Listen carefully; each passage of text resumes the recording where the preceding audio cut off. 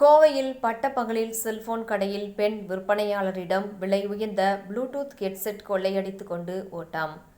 கடையில் தனியாக இருந்த பெண் விற்பனையாளரிடம் பொதுமக்களும் நடமாட்டம் முடிய நகரின் மையப்பகுதியில் பட்டப்பகலில் அரங்கேறிய கொள்ளையால் பாதுகாப்பு நடவடிக்கையை பலப்படுத்த வியாபாரிகள் வலியுறுத்தல். கோவை சாய்பாபா காலனி NSR சாலையில் ரகுமான் என்பவர் டாக் அண்ட் வாக் என்ற மொபைல் கடையை நடத்தி வருகின்றார். இக்கடையில் 5க்கும் மேற்பட்டவர்கள் பணியாற்றி வருகின்றனர். இதில் மதிய உணவு இடைவெளிக்காக சிலர் வெளியில் சென்றிருக்கின்றனர். அப்போது கவிதா என்ற பெண் மட்டும் தனியாக கடையில் வியாபாரத்தில் ஈடுபட்டிருக்கின்றார்.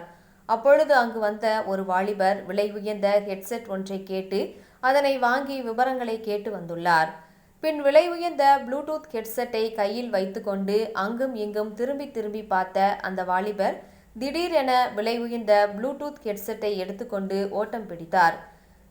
கடையில் CCTVயை பார்த்தனர். அப்பொழுது 3 பேர் இருசக்கர வாகனத்தில் வந்தது தெரிய வந்தது. இருவர் வாகனத்தை வெளியே நிறுத்திவிட்டு ஆஃப் செய்யாமல் ரன்னிங்கில் இருந்திருக்கின்றனர். வாடிக்கையாளர் போல் வந்த ஒரு வாலிபர் மட்டும் விலை உயர்ந்த ப்ளூடூத் ஹெட்செட்டை தூக்கி கொண்டு வாகனத்தில் ஏறி தப்பி ஓடிவிட்டார் என்பது தெரிய வந்தது.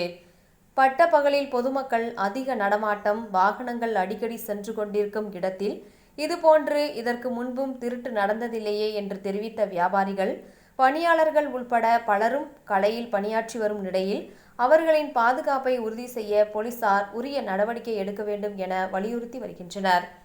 பட்டப்பகலில் பொதுமக்கள் வாகன நடமாட்டமும் அதிகம் உள்ள பகுதியில் இதுபோன்ற திருட்டு அரங்கேறியிருப்பது அடுத்தடுத்து அசம்பாவித படிக்கு நிலைவகுக்கும் என்பதினால் சம்பந்தப்பட்ட நபர்களை கைது செய்வதோடு மட்டுமின்றி இதுபோன்ற நிகழ்வுகள் இனி நடக்காத வகையில் உரிய நடவடிக்கை ஈடுபட வேண்டும் என வலியுறுத்துகின்றனர்.